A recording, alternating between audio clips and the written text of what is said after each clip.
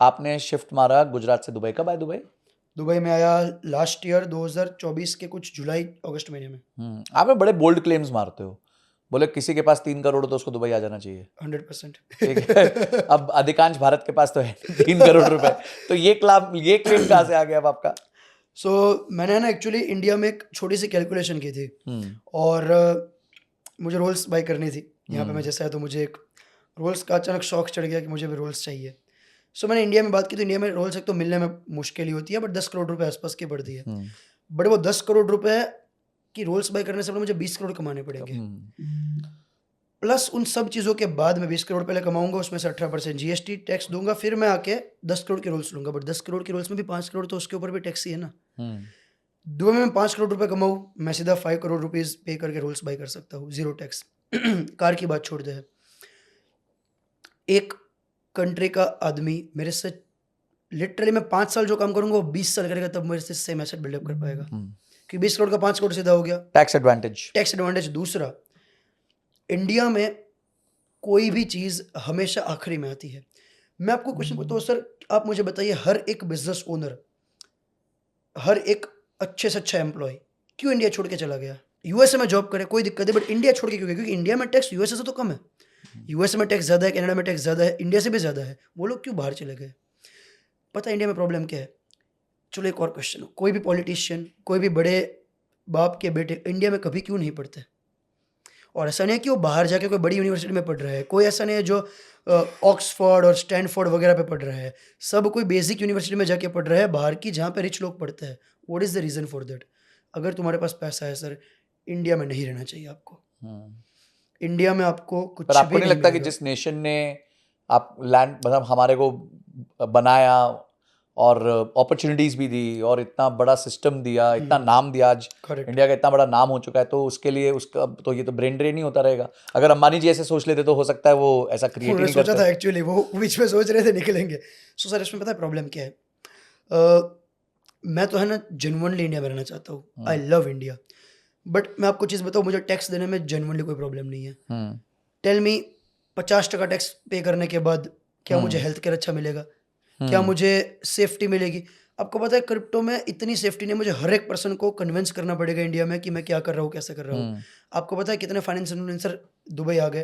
तो एक होता है देखो पर्सनली पैसा कमाना, और एक होता है देशभक्ति होना। मैं आज भी बहुत एक्साइटेड इंडिया में रहने के लिए। सो मेरा भी ये फोकस है 5-7 साल रहेंगे फिर इंडिया चले जाएंगे। बट अगर आप यंग हो और आप अगर दुबई आ गए ना, आप 5 साल मेहनत कर लो यहाँ पे। आप इंडिया में 20 साल मेहनत कर लोगे, उतना पैसा बन जाएगा, फिर आप चले जाओ फैमिली के साथ वापस वहाँ रहने के लिए। बट अगर आपके पास पैसा है, नथिंग लाइक दुबई। दुबई जैसा कुछ हो ही नहीं सकता। इतनी सारी 1 रुपये टैक्स पे करने के अलावा भी आपको हर एक फैसिलिटी टॉप क्लास मिलती है। Top class safety, top class transport, top class health care, सब कुछ number 1 bye paying zero tax.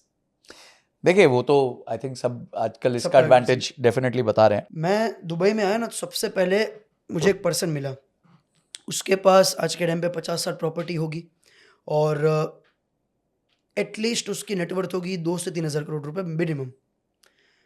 उसने मुझे एक चीज़ बोली थी, जब वो इंडिया में मुझे मिला था, गोवा में मेरा एक इवेंट था, वहाँ मुझे मिला था। मुझे कहता है, जीत तू पहले यहाँ पे आ जा और पहले 100 करोड़ का गेम खेल। मैंने कहा 100 करोड़ रुपए इंडिया में कमाने में मुझे 20-30-40 साल लग जाएंगे। कि दुबई में आ जा, तू 5 साल में कमा लेगा। और आज मैं 5 साल में मैं आज इतना कॉन्फिडेंट हूँ, मैं 5 साल में 100% कमा लूँगा। पता है फ़र्क कहाँ पड़ता है? लोग कहते हैं कि आप स्पेंडिंग ना करो, मैं कहता हूँ आप स्पेंड करो अपने आप पे। आप अगर सर मेरे आज से 3 साल पहले की वीडियोस देखना, I used to make good amount of money, मैं 2-3 लाख रुपए महीने का कमाता था उस टाइम पे भी। आप मेरी लाइफस्टाइल देखना, मैं स्ट्रीट फूड का शौकीन था, सस्ते सस्ती चीज़ें पहनता था, सस्ते सस्ते रेस्टोरेंट में खाना खाता था, सबसे सस्ते होटलों में जाके रुकता था, और जितना भी करता था सस्ता करता था, नशे के अलावा सस्ते नशे नहीं करता था। जो वजह से एकदम सस्ती करता था। मैं दुबई में आया ना, तो मुझे एक पर्सन ने बोला कि तू अपने ऊपर हर महीने 5 लाख रुपए का खर्चा कर। मैंने कहा पागल है क्या? 5 लाख मैं सालाना नहीं करता कभी इंडिया में। आप सालाना 5 लाख रुपए खर्चा कर ही नहीं सकते इंडिया में। तो कहता तू करना चालू कर और 2 महीने मेरी बात मान ले। मैंने 2 महीने 5-5 लाख रुपए खर्चा किया। तीसरे महीने से मेरी इनकम 3 गुनी हो गई। जब आपका खर्चा होता है ना, हम सर ह्यूमनली ऐसे, हमारा है ना, ह्यूमन का नेचर ऐसा है कि जब हमें दिखता है ना हमारी फटी पड़ी है, हम काम करते हैं दबा के। अगर आज मुझे पता है ना कि अगले महीने मेरी भाई घर की EMI जानी है, अगले महीने मेरे बच्चों की एजुकेशन की फ़ीस जानी है, अगले महीने तो तुम है ना दिन रात करके काम करोगे। लेकिन तुम्हारा अगर पीस ऑफ माइंड ये ना नहीं मेरे पास तो ठीक ठाक आ रहा है, मुझे ज़्यादा वो नहीं है, आप काम नहीं कर पाओगे। तो जिस दिन मैंने प्रेशर लेना चालू किया ना कि भाई मेरा खर्चा इतना होना ही है, आई यूज्ड लाइक मैं महीने का 8 लाख रुपए सिर्फ सर लाइफस्टाइल में मेरा लगता है। अब 3 लाख का मेरा रेंट है दुबई पे, 3 लाख रुपए मेरा खाने पीने का बाकी चीज़ों का जाता है, 2 लाख रुपए का खर्चा ट्रैवल वगैरह का चीज़ें हो जाता है। सोचो ज़रा, अगर मैं 8 लाख रुपए जो मैं इंडिया में सालाना स्पेंड नहीं करता था, उतना मैं यहाँ पे महीने का स्पेंड करता हूँ, तो आपको लगता है आप सेम माइंडसेट पे वो कर सकते हो? आपको यहाँ पे बढ़ाना पड़ेगा। देखो, इसमें मेरा आर्ग्यूमेंट ये होता है काउंटर, आपकी बात गलत नहीं है, पर होगा क्या ना, आपकी बात का एक ही सेक्शन लोग सुनेंगे। पैसे उड़ाने वाला। हाँ, पैसे कमाने वाला कोई नहीं सुनेगा। कमाने वाला कोई नहीं सुनेगा, है ना, कि मेहनत करो, अपनी एक्टिव इनकम बिल्ड करो, अपनी स्किल्स पे बिल्ड। और अगर आप 8 लाख खर्च कर रहे हो, 5 कर रहे हो, जो भी कर रहे हो, ठीक है, 5 तो मैं भी नहीं करता, बट जो भी आप कर रहे हो उसमें एक बहुत बड़ा पोर्शन जो है वो लाइफस्टाइल के अलावा आपकी नॉलेज, करेक्ट, अपडेशन, स्किल्स पे जाना चाहिए। ट्रू। जो व्यक्ति अपने ऊपर निवेश नहीं करेगा, वो ये सब जो बोल रहे हैं ना, वो अचीव नहीं कर पाएगा। हो सकता है पता चला दोस्त यार से उधार लेके 3-4 महीने कर लिया और उसके बाद आप फंस जाओगे। तो जीत की बात के साथ साथ मैं एक और बात जोड़ना चाहूंगा कि जो उनकी पूरी बात सुनिएगा, ऐसे नहीं सुनिएगा कि 8 लाख के लड़का खर्च कर रहा है 26 साल की उम्र में, 3 लाख का रेंट पे कर रहा है। उसके साथ उन्होंने कहा है एफर्ट मारना है, मेहनत करनी है, अपने आप को स्ट्रेस में, इतना स्ट्रेस में, देखिए क्या होता है, मैं ओवर स्ट्रेस भी नहीं हो जाना चाहिए। देखिए, जब आप तीर और कमान होता है ना, तो जब आप उसको पुल करते हैं तो उस पर स्ट्रेस होता है, करेक्ट। अगर आप बहुत ज्यादा पुल करोगे टूट जाएगा। पर अगर आप एक एप्ट स्ट्रेस दोगे उसको, एप्ट स्ट्रेस जो दोगे ना, तो वो सीधा निशान भेजेगा। तो आपको लाइफ में याद रखना है कि इतना तनाव जिंदगी में जरूरी है, बहुत जरूरी है, इतना तनाव जिंदगी में जरूरी है कि आप भी जाके निशाने को भेज सको। अब पागल नहीं हो जाना तनाव लेके कभी, दोनों नहीं करना।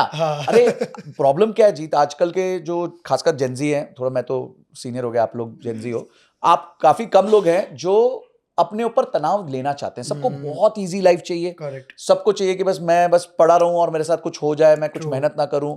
आपको मैं बता देता हूं, content creation, and Jeet would know because वो भी करते हैं content creation is not easy. लोगों को 16-16, 18-18 घंटे काम करना पड़ता है। अभी मैं दुबई आ रहा था तो मेरे को पीछे वीडियोस देनी है, बिकॉज जानी है तो जानी है भाई, ऐसा नहीं हो सकता ना नहीं जानी है, तो उसके लिए रात भर वीडियो शूट करनी है। Full time business, full time business. End of the day you have to spend 10 hours 12 hours a day.